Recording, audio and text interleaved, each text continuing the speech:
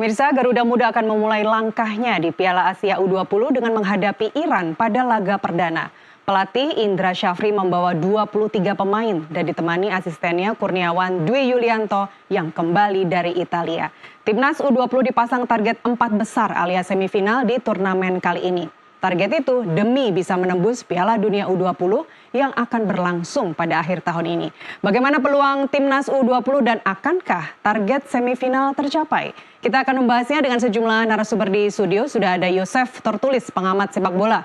Lalu dari sambungan Zoom ada manajer Timnas Sumarji serta mantan pemain Timnas Rahmat Afani akan bergabung nanti. Selamat sore Bapak-bapak. Pak Sumarji, Pak Yosef? Ya, selamat sore. Oke, sebelum kita mulai diskusi, kita akan menyimak terlebih dahulu liputan atau laporan berikut ini.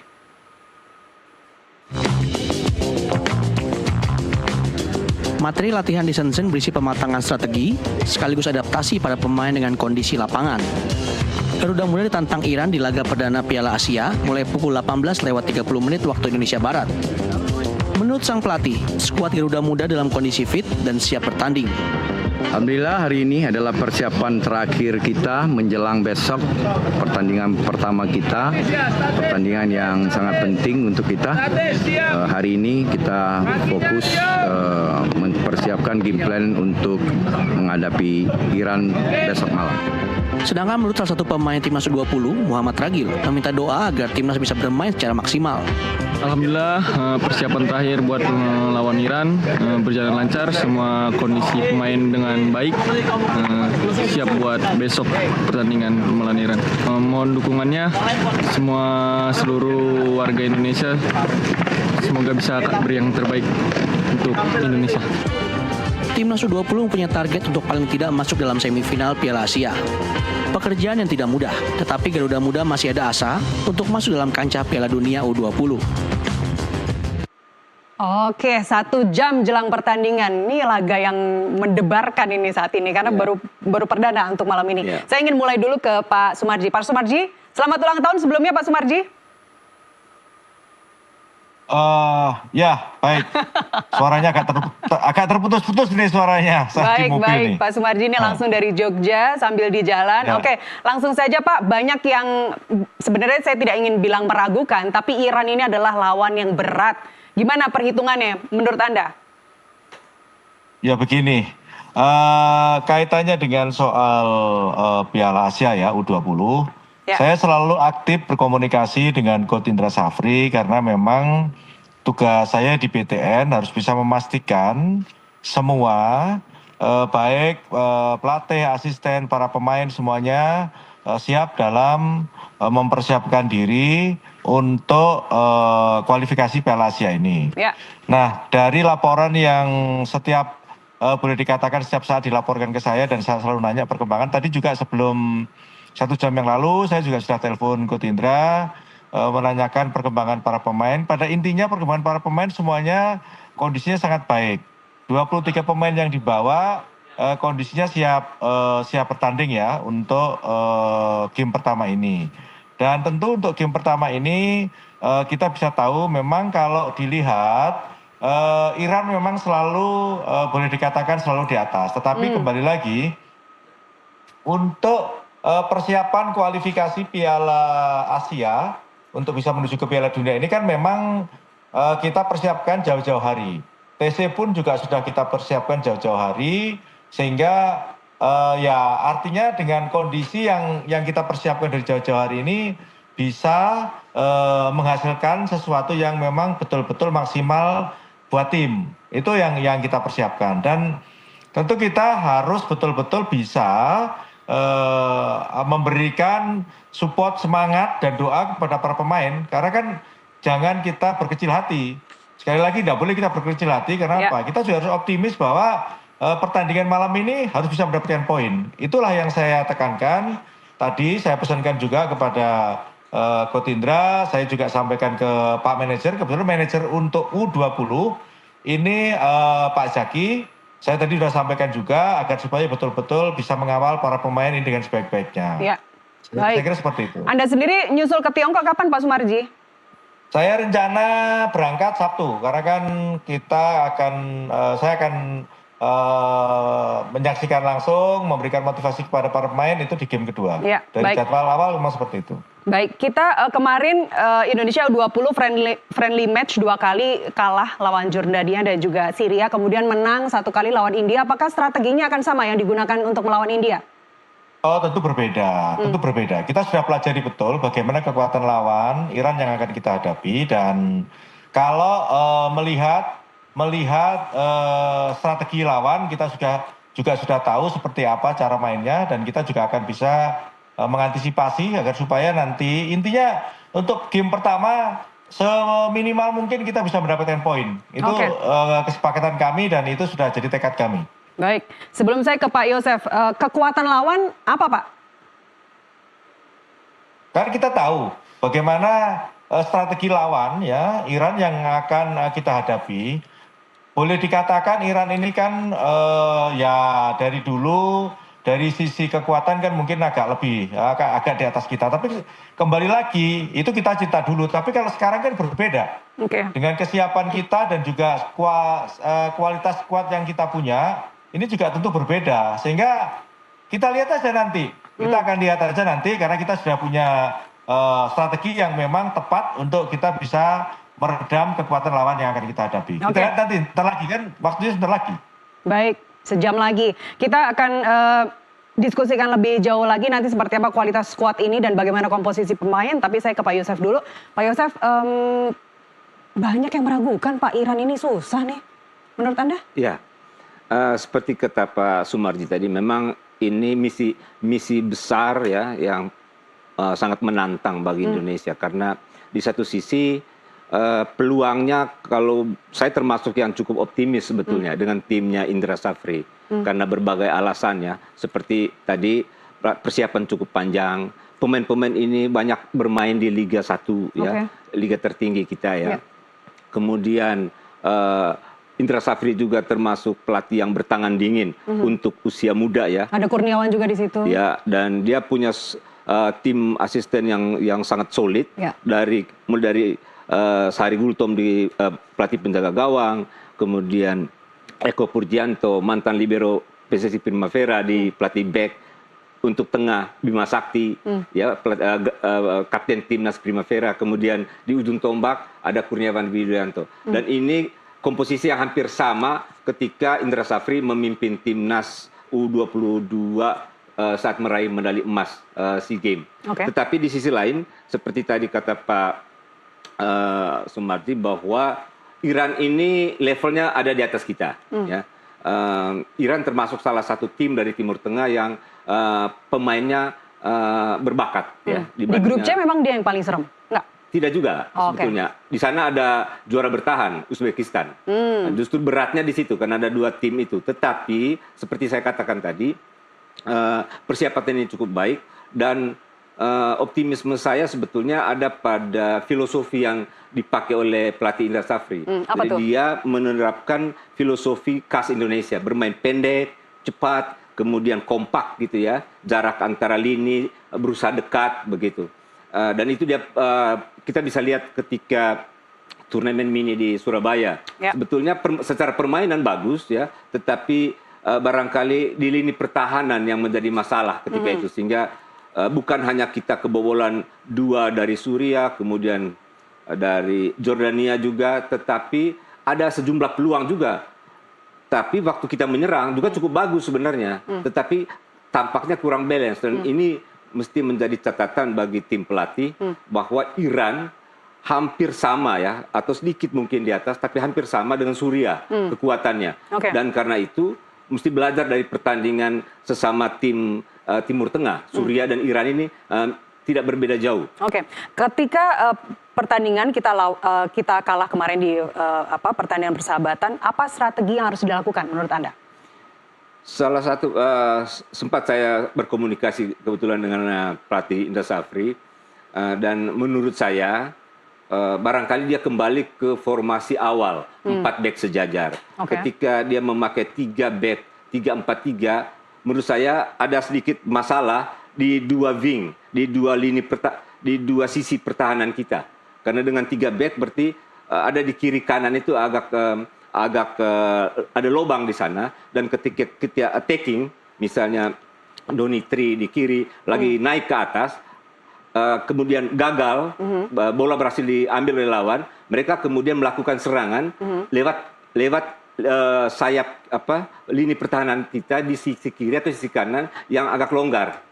Dan ini menurut saya barangkali salah satu masalah di lini pertahanan. Sementara ketika kita misalnya tim Indra Safri menang 2-1 melawan Argentina U19 ya di turnamen di Seoul, kita menang waktu itu 2-1. Indra Safri saya lihat pakai 4-3-3. Dan saya kira mungkin sistem bermain pola dasar 4 back itu barangkali lebih efektif. Jadi Anda menduga ini nantinya akan 4-3-3 diturunkan oleh Indra? Saya tidak tahu persis, barangkali... Oke, kita langsung tanyakan ke Pak Sumarji. Ya. 4-3-3 kah untuk komposisi malam ini, Pak Sumarji? Audionya belum terdengar, Pak Sumarji. Silakan, Pak. Ya, silakan, Pak. Ya. Kalau berkaitan dengan strategi, pakai apa, saya tidak akan sampaikan. Karena kan ini bagian daripada strategi yang memang harus kita, sementara belum bisa saya sampaikan gitu ya. Oke. Tapi saya sudah diskusi dengan Coach Indra dari kemarin untuk mengantisipasi kekuatan lawan ini seperti apa. Kembali lagi, yang harus kita berikan semangat dan support kepada para pemain itu adalah hal yang utama. Sehingga apapun nanti hasilnya, supaya kita semuanya lebih siap lagi lah. Kira-kira seperti itu. Baik. Ini kan Coach Indra menurunkan memberangkatkan 23 personil, 23 pemain. Yeah. Apakah atau siapa saja Pak yang bakal diturunkan untuk malam ini? Kita tidak bicara komposisinya, tapi siapa saja yang akan diturunkan? Orang-orang kepercayaan yang dibilang kunci seperti Jens Reven misalnya, atau Welber yang kemarin habis cedera, itu apakah mereka akan diturunkan? Kurang lebih 15 menit lagi itu sudah akan diturunkan ini ya, sudah akan di-share ininya, line up-nya. Oke. Sebentar lagi. Oke. Baik, tapi Welber turun ya Pak? Sudah baik ya, sudah pulih ya? Welber main. Oke. Sekarang kalau kita, saya kembali ke Pak Yosef. 4-3-3, itu siapa saja yang diturunkan? Saya tidak tahu persis apakah 4-3-3 atau 3-4-3. 3-4-3 kan yang terakhir diterapkan oleh pelatih Indra Safri. Tetapi kadang-kadang dia pakai, sekali-sekali dia masih memakai 4 back. Dan ada 3 pemain kunci. Dan menariknya tim 3 pemain kunci itu siapa saja Pak? Ya, dari menariknya tim ini menurut saya itu ada di sebuah tim yang ideal, itu mesti ada leader di 4 lini. Mulai dari kiper, kemudian back, gelandang sama depan. Dan saya melihat ada 4 pemain di situ, pemain kunci yang menjadi leader di masing-masing lini. Kiper Ikram misalnya, cukup matang di bawah gawang. Kemudian Kadel Arek itu kapten kedua ya, karena kapten pertama Donitri. Dan dia sentral pertahanan. Kadel di pemain belakang berarti ya? Pemain belakang dan dia sentral dan dia sebagai leader di situ. Dia didampingi oleh mungkin Iqbal Wijangge ataupun Zulan Zaki ya. Kemudian ada Buffon juga di sana, bisa ada pilihan-pilihan itu, dan ini pemain-pemain yang sudah cukup matang kalau menurut saya. Di tengah saya melihat gelandang yang justru berperan penting itu sebetulnya Firmansyah. Tony Firmansyah. Pemain ini sangat gesit ya, dia punya keberanian, kecepatan dalam menusuk lini pertahanan lawan. Kemudian dia juga duelnya juga cukup kuat karena memang dia kelihatan agak pendek tetapi gempal begitu ya. Kemudian tenaganya juga saya kira cukup bagus ya untuk terus mobile di tengah. Kemudian di depan ada Ravens dan 4 pemain di samping ada pemain lain, tentu ada Donitri. Nah, tadi kalau Welber diturunkan dia main di tengah ya? Di tengah juga ya. Dia lebih agak taktikal dia. Dia tidak segesit Tony Firmansyah, cuma dia agak taktikal karena memang mungkin basicnya ya. Basic dia lama main di Brazil. Ya. Di pemain depan? Pemain depan saya pikir Ragil juga oke kalau dia menyisir dari sayap karena walaupun kelihayan untuk melewati lawan dia kurang, tetapi kelebihan dia adalah kecepatan, kemudian posturnya yang tinggi untuk memanfaatkan terutama duel-duel udara. Ketika ada tendangan, misalnya tendangan pojok atau tendangan bebas, ataupun kecepatan dia dalam sprint untuk menyongsong umpan dari sayap sisi kanan, karena dia biasanya beroperasi dari sayap kiri. Oke, saya kembali ke Pak Sumarji. Kita bicara terkait target, Pak Sumarji, seoptimis apa Anda, kan kita salah satu targetnya adalah masuk ke semifinal ya. Seberapa optimis Anda target ini bisa tercapai? Kalau lihat kesiapan dan persiapan, tentu kita harus optimis. Dan saya selaku Ketua PTN selalu memonitor persiapan dan kesiapan ini dari 4 bulan yang lalu, mulai dari pemanggilan pemain, TC, dan seterusnya. Sehingga saya meyakini tim ini akan bisa mendapatkan mendapatkan sesuai dengan target yang sudah sama-sama disepakati di baik yang target yang disampaikan oleh Ketua Umum, target yang disampaikan dan kami yang di PTN yang selalu memotivasi dan selalu memberikan semuanya untuk timnas U20 ini. Baik. Harus yakin, optimis kita bisa tercapai targetnya. Iya, kita juga yakin, optimis yang di studio. Dan kalau malam ini kita menang, timnas U20 menang laga kali ini melawan Iran, kapan Garuda Muda akan bertanding lagi dan melawan siapa Pak Sumarji? Setelah ini tanggal 16, tanggal 16 kita akan melawan Uzbekistan. Tanggal 16. Setelah terakhir baru nanti Yaman. Tanggal 19. Oh, waktunya dekat-dekat sekali. Uzbekistan, kemudian Yaman. Seberapa, ya kalau kita bicara berat tadi Pak Yosef, Anda mengatakan bahwa di grup C ini Uzbekistan sepertinya yang paling berat ya? Ya, dia juara bertahan dan karakternya agak beda ya dengan Iran. Timur Tengah Iran. Oke. Kalau Uzbekistan itu agak mirip Eropa, jadi organisasi permainannya bagus, tidak ada pemain yang menonjol, tetapi organisasi mirip-mirip kalau mungkin sama dengan juga Australia ya. Dan 2 tahun lalu kalau saya salah itu tim Sinteyong U19 atau U20 kita hanya kalah 1-0, cuman memang mereka sangat mendominasi dan permainan organisasi itu yang menjadi kekuatan dari Uzbekistan. Kalau Iran lebih eksplosif dia, dari pemain-pemainnya punya bakat bagus, punya postur yang bagus, punya kecepatan, ball skill-nya juga bagus. Dan sebetulnya itu bisa kita ladenin sebetulnya. Dan itu sudah teruji misalnya di beberapa kali melawan tim-tim dari Timur Tengah. Termasuk waktu melawan Suriah sebetulnya. Cuman tergantung nanti kondisi tim ya, mentalitas mereka, fisik mereka, kemudian taktik yang pas ya, dengan belajar dari permainan yang kemarin di Surabaya, kita kalah dari Jordania dan kalah dari Suriah. Tetapi saya optimis karena tim ini sebetulnya tim masa depan ya, jadi udah matang, baik dari sisi pelatih maupun dari sisi pemain. Dan target saya baca target Ketua Umum sebetulnya 8 besar ya, tetapi target pribadi dari Indra Safri adalah lolos ke Piala Dunia U20 akhir tahun, karena dia sudah, ini yang ketiga kalau saya salah, Indra Safri membawa timnas U19 ke putaran final Piala Asia. Baik, nanti kita bicara kalau Yaman seperti apa perbedaannya sama Uzbekistan. Pak Sumarji, bagaimana kondisi fisik pemain timnas saat ini Pak? Kalau kondisi fisik secara keseluruhan, anak-anak semuanya sangat bagus. Kondisi fisik para pemain semuanya sangat bagus, termasuk kondisi para pemain tidak ada juga yang cedera, sehingga kalau bicara kaitannya dengan soal bagaimana ketika nanti para pemain akan menghadapi pertandingan pertama, game pertama, dan tentu kita harus meyakini bahwa anak-anak semuanya siap, karena memang semua fit, semuanya dalam kondisi yang sangat baik para pemain. Baik, untuk suhu, cuaca sudah beradaptasi ya Pak? Sudah, karena kita jauh-jauh hari sudah datang ke sana. Baik. Pak Sumarji, Kurniawan juga akan ikut membawa timnas. Kalau boleh tahu, apa jurus yang dibawa oleh Kurniawan? Kan sudah berbagi tugas. Memang kalau Kurniawan dari dulu kan dia spesialis bisa memposisikan diri sebagai pelatih striker.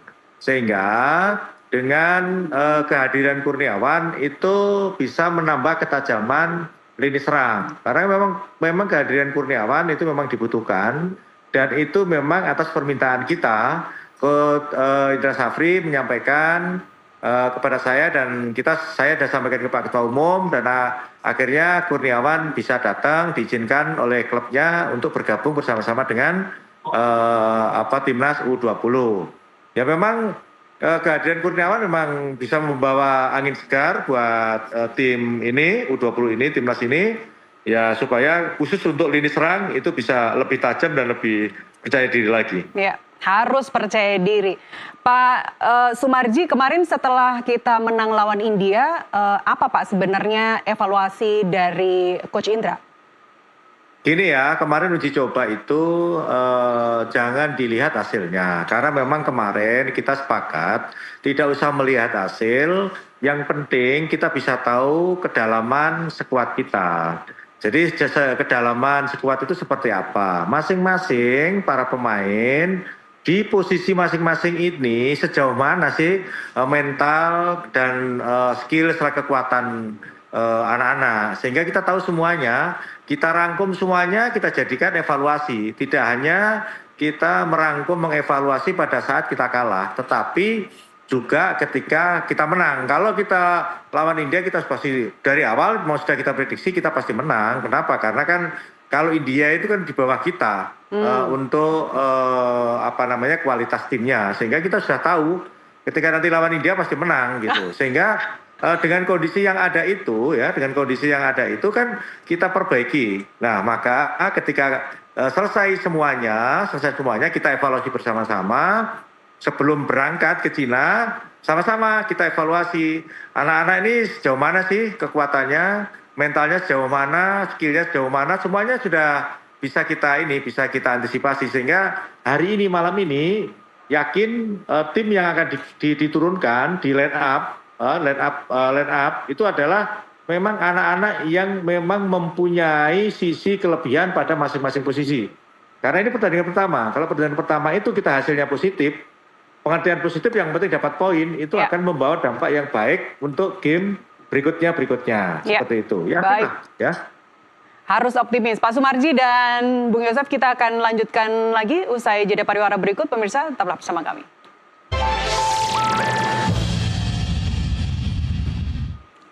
Kita lanjutkan dialog jelang laga timnas U20 melawan Iran. Sebentar lagi nih, nggak ada 1 jam lagi nih udah mau main. Di studio saya masih bersama Bung Yosef dan melalui sambungan Zoom masih bersama Pak Sumarji, manajer timnas. Saya ingin ke Pak Yosef terlebih dahulu. Kita sudah mendapatkan line up-nya, siapa saja yang akan diturunkan. Jadi kalau tadi dugaan Anda 4-3-3 ternyata jadi 3-4-3. Ya. Untuk di kiper akan diturunkan Ikram. Kemudian informasinya tadi ada Buffon, di central back itu ada 3 back, Buffon di kanan, kemudian Kadek di tengah, kemudian kiri Gwijangge. Saya kira ini cukup ideal ya trio ini. Kemudian Firmansyah di kiri, kemudian di gelandang ya ada 4 gelandang, ada Firmansyah, ada Donitri, kemudian ada Welber, dan menariknya juga ada satu lagi tadi pemain tengah di 4 gelandang. Ada Donitri, ada Zidane, ada Welber, ada Toni. Cukup menarik karena Zidane ini tadinya tidak menjadi pilihan utama. Tapi memang Zidane ini pemain yang cukup lama juga bersama timnya Indra Safri maupun timnya Bima Sakti sebelumnya. Dan di depan kemudian seperti yang kita duga ada Ravens, ada Ragil, kemudian Arliansyah. Saya tadi berpikir Arliansyah ini underdog juga menurut Anda? Iya, karena tadinya saya berpikir di sana sebetulnya ada Marcelinus Omaola ya. Kalau salah itu salah satu pemain timnas yang bermain di Liga Junior di Spanyol. Dan saya kira formasi ini artinya hasil evaluasi tentu dari tim pelatih bahwa ini yang terbaik untuk saat ini. Ini yang terbaik? Seoptimis itu ada melihat line up pemain yang diturunkan? Paling tidak dari sisi pelatih. Kalau saya tadi kan berpandangan bahwa 4-3-3 yang ideal. Tetapi kalau sekarang pilihan tim pelatih adalah 3-4-3, berarti ini yang terbaik menurut mereka dan barangkali yang sudah coba dimatangkan di turnamen di Surabaya. Ketika lawan Suriah, Jordania, dan melawan India. Tapi itu di negeri sendiri mainnya. Ya, dan karena begini, apa yang terjadi di dalam latihan, di dalam uji coba, itu tidak harus itu menjadi patokan. Tidak bisa kemudian di uji coba berbeda, baik line up-nya, kemudian formasi dasar, kemudian tiba-tiba berubah di pertandingan resmi. Justru pelatih barangkali karena satu hal bahwa pelatih Iran, Hossein Abdi itu dia sudah mempelajari betul permainan kita, permainan tim kita. Dan saya punya keyakinan bahwa boleh jadi dia akan melihat apa yang menjadi kekuatan Suriah dan Jordania ketika mengalahkan tim kita di Surabaya.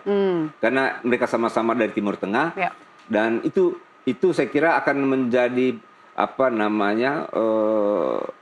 panduan bagi pelatih Iran untuk melawan Indonesia sore ini. Baik.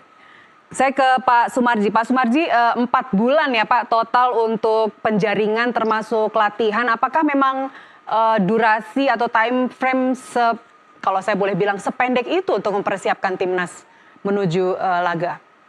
Ya, semua itu sebenarnya tergantung dari kesiapan kita. Karena kan juga kalau kita mempersiapkan tim itu ada beberapa hal yang harus kita perhatikan. Satu, yang harus kita perhatikan itu adalah target. Terus yang kedua, yang harus kita perhatikan itu adalah terkait dengan soal biaya.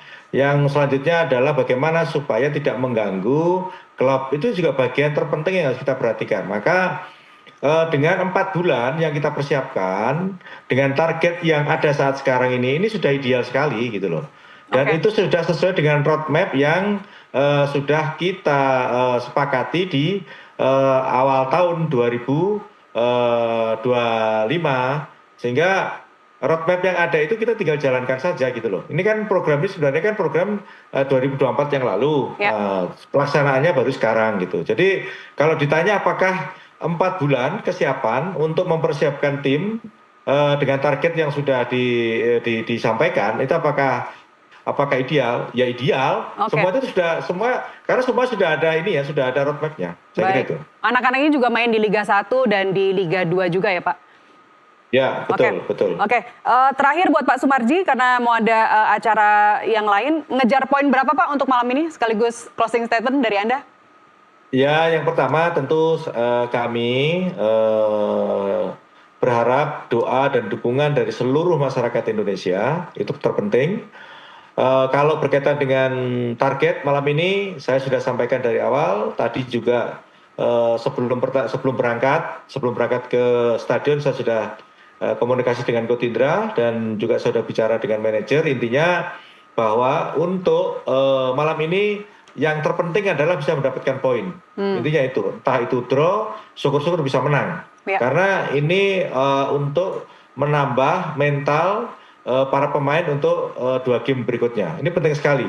Saya kira dengan doa dan dukungan dari seluruh masyarakat dan target kita mendapatkan poin, insya Allah malam ini kita akan bisa mendapatkan itu. Dan akhirnya kalau anak-anak ini semua bersinar Pak, apakah nanti juga akan ditarik ke timnas senior oleh Coach Kluivert?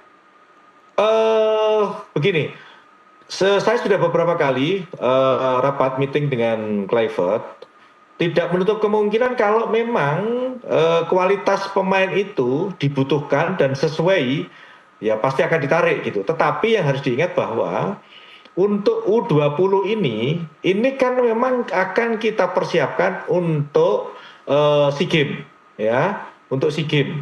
SEA Games di tahun ini di bulan Desember. Dan ini kan yang memang untuk mengisi slot U22 dan U23. Ini terpenting loh ya, ditambah nanti beberapa pemain yang saat sekarang ini berada di senior, itu ada Marcelino dan beberapa yang masih usianya masuk lah, itu nanti akan digabung ditambah pemain-pemain yang saat sekarang ini berada di U20. Ini sesuai dengan yang sudah kita sepakati dan sudah kita rapatkan berulang kali. Baik, Pak Sumarji, terima kasih atas waktu Anda, Pak. Kita nanti malam nonton sama-sama. Ya, terima kasih.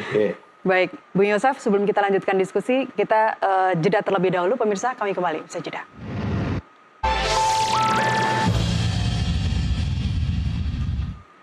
Kita lanjutkan dialog, saya masih bersama Bung Yosef. Kita akan lihat lagi, bahas lagi secara teknis, line up sudah muncul, kita akan sama-sama lihat grafisnya teman-teman. Jadi permainan atau komposisi yang diturunkan adalah 4-3-3. Oh, jadi 4-3-3 ya? 4-3-3, oke. Jadi bukan 3-4-3. Bukan 3-4-3, oke. Ini 4-3-3, Ikram berada di posisi kiper.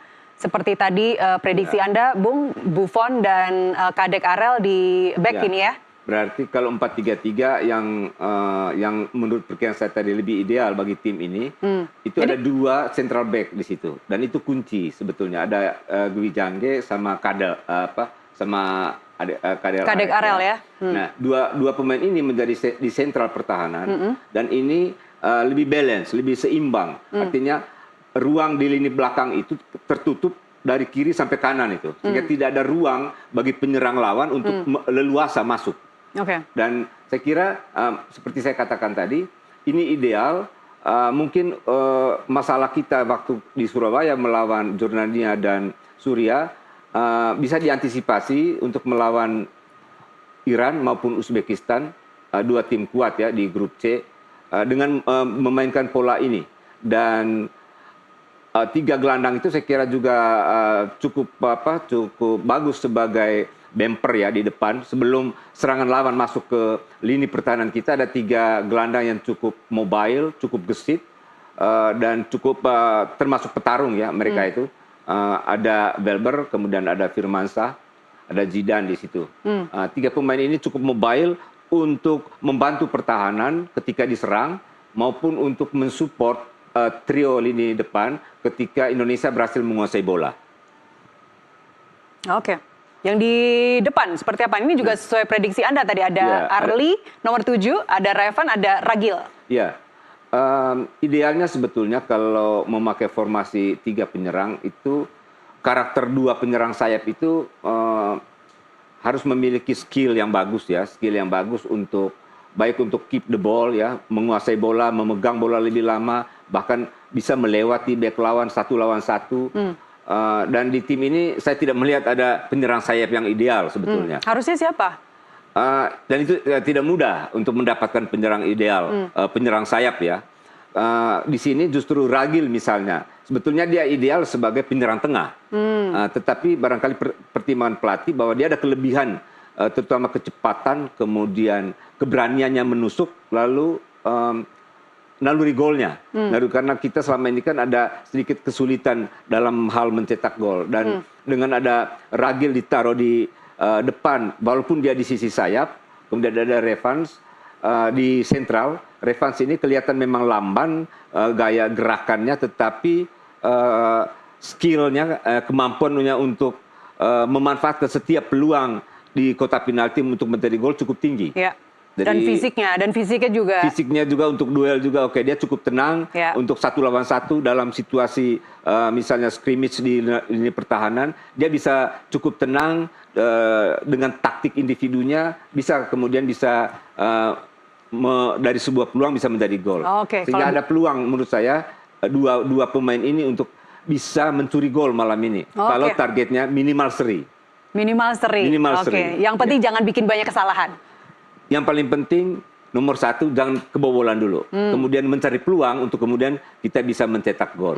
Ya, apalagi nanti masih ada 2 game ke depan. Kalau kali ini kalah rasanya itu akan langsung kena mental. Ya, karena begitu kita kalah dari pertandingan ini, untuk bisa lolos ke 8 besar tidak ada pilihan lain.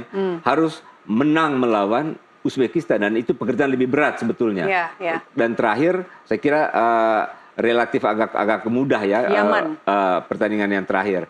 Tetapi jadi kalau malam ini bisa kita meraih 1 poin, maka kemudian lawan Uzbekistan 1 poin lagi. Terakhir kita 3 poin, berarti 5 poin. 5 poin relatif aman dalam persaingan grup C yang cukup ketat antara Uzbekistan dan Iran. Jadi kita barangkali nanti yang juara maksimal 7, kemudian peringkat keduanya mungkin nilai 5. Dan kita punya peluang di situ. Kalau Anda lihat line up tadi ya, nama-nama termasuk yang duduk di bangku cadangan, Bung Yosef, Anda sering melihat mereka, anak-anak ini juga main di Liga 1, Liga 2. Kalau Anda melihat skillnya, apakah mereka, bagaimana perbandingannya dengan tim senior? Ya, nggak kalah jauh kan? Ya, untuk timnya senior saat ini karena kebetulan berbeda ya. Jadi maksudnya ini pemain-pemain yang asli ya, dalam tanda petik ya, pemain asli Indonesia yang baik dari segi postur, budaya, kemudian mental ya. Karena memang itu yang dicari oleh Coach Indra, bukan pemain lokal. Saya kira pelatih Indra Safri tidak membedakan ya, ini pemain yang berdarah Indonesia yang main di Eropa ataupun yang main di sini. Misalnya John Evans misalnya. Karena memang agak lebih sulit untuk mendapatkan pemain U20 yang bermain di Liga Eropa dibandingkan dengan tim yang senior yang sekarang ada di timnas senior. Dan kalau sekarang ada perbedaan, tadi pertanyaannya ada perbedaan, ya perbedaan filosofi yang akan diterapkan oleh Indra Safri dengan nanti yang diterapkan oleh Patrick Kluivert di timnas senior agak berbeda. Karena ini pemain-pemain yang secara postur, secara mental, secara mindset Eropa tentu berbeda pendekatan cara bermain, filosofi bermain dibanding dengan tim yang sekarang dipegang oleh Indra Safri yang 90% pemain lokal. Yang saya bilang tadi filosofi bermain pendek, cepat, kemudian rapat, jarak antar pemain dekat, itu yang diterapkan oleh pelatih Indra Safri. Jadi agak berbeda dengan timnas senior, agak berbeda. Ya. Filosofi berbeda tapi tujuannya satu, membawa nama Indonesia. Baik, kita lanjutkan di segmen berikutnya, Bung Yosef. Kami kembali, usai jeda. Kita lanjutkan dialog. Saya masih bersama Bung Yosef. Bung Yosef, tadi kita sudah sama-sama lihat line up-nya, siapa saja yang akan diturunkan, dan Anda sudah sangat optimis, sudah sangat ideal melihat line up yang diturunkan. Tapi kalau andai kata nantinya permainan stuck di tengah jalan, dari posisi para pemain yang duduk di bench atau di kursi cadangan, siapa yang berpotensi bisa masuk?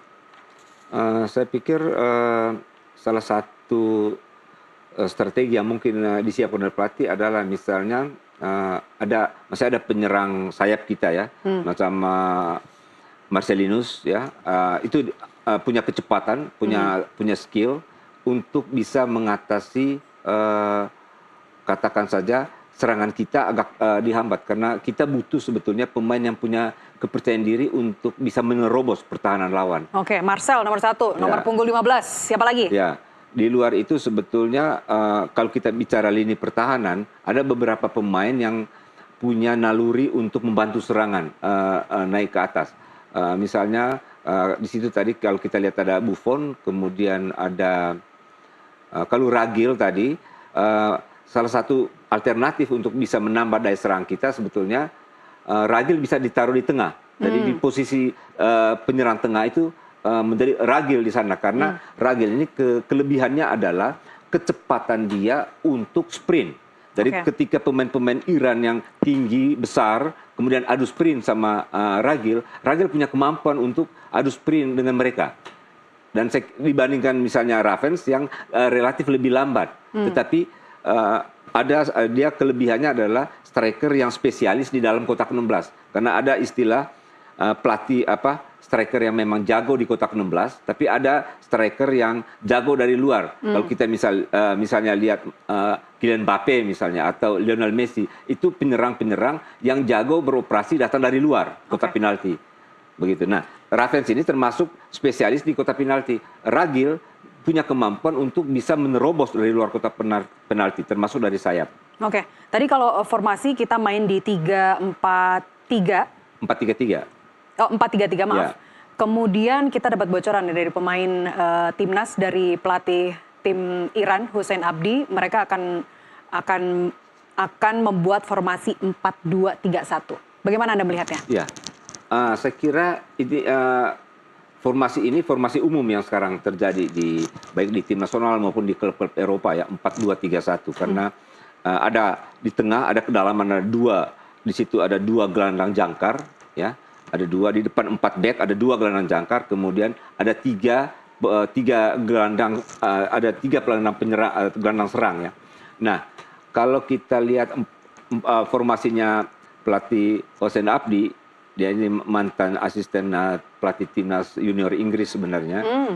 Nah, dengan dia memakai tiga penyerang, ada satu di ujung tombak, maka sebetulnya dengan kita 4 back itu sudah kontra strategi yang cukup tepat dilakukan oleh pelatih kita, karena berarti mereka mengandalkan ada 2 penyerang sayap, dan karena itu kita punya 2 dua back sayap, ada dua dengan 4 back, berarti kita di kedua sisi pertahanan kita ada 2 back Kita sudah diamankan di dua untuk sisi menghadapi itu. 2 penyerang sayap mereka. Oke, komplit lah pertahanan kita di situ. Hanya memang yang menjadi kunci nanti bahwa di gelandang tengah kita harus petarung yang betul-betul bisa bermain Spartan sepanjang 90 menit. Artinya kalau ada yang menurun misalnya stamina harus segera diganti karena gaya pemain-pemain model kemarin Surya, mereka berusaha mendominasi, mereka mencoba menekan pemain kita, melakukan pressing ketat, kemudian melancarkan serangan. Oke. Pelatih tim Iran bilang bahwa mereka dalam menurunkan pemain ini ada pasang surutnya juga karena ada beberapa pemain andalan yang tidak dibiarkan turun oleh tim lokal gitu. Yeah. Jadi sebenarnya mereka apa yang Anda baca dari pernyataan dari Hussein bahwa pemain bagusnya nggak turun, jadinya ini tim ini dinilai tidak maksimal untuk turun semua karena pemain-pemain bagusnya berhalangan atau tidak diperbolehkan oleh tim lokal ya. Sebetulnya pada akhirnya diizinkan, tetapi yang jadi masalah pelatih Hussein Abdi adalah dalam proses persiapan banyak pemain-pemain andalan di timnas U20-nya Iran itu tidak ikut terlibat dalam beberapa kali pertandingan uji coba karena yang sebetulnya yang penting persiapan itu bukan latihan pagi dan sore, tetapi lebih kepada uji coba. Uji coba taktiknya pelatih, mana pemain yang cocok, karena filosofi membina timnas dengan klub itu berbeda. Jadi timnas ini memilih pemain-pemain terbaik, kemudian melatih dalam jangka yang pendek, kemudian bertanding. Nah, berbeda sama klub. Klub itu mulai dibina sebelum kompetisi, bertumbuh, dan kemudian bertanding sepanjang kompetisi, hampir 1 tahun. Nah, kalau di timnas tidak. Nah, pelatih Hussein Abdi ini berharap tadinya pemain-pemain terbaik yang ada di Liga Iran, kemudian diambil untuk ikut dalam uji coba. Ya, tapi uji coba kita kemarin masih banyak kesalahan passing ya. Kelemahan dasar sepak bola kita. Oke, mudah-mudahan kita tidak melihat banyak kesalahan dan poin atau target bakal tercapai, apalagi masih ada 2 permainan ke depan. Dua pertandingan lagi. 2 pertandingan melawan Uzbekistan dan Yaman. Yaman. Dan kita harus malam ini bisa mencuri 1 poin, kemudian 1 poin lagi melawan Uzbekistan, dan terakhir menang, peluang menjadi lebih terbuka. Yes, kita harus optimis untuk itu. Bung Yosef, terima kasih atas waktu.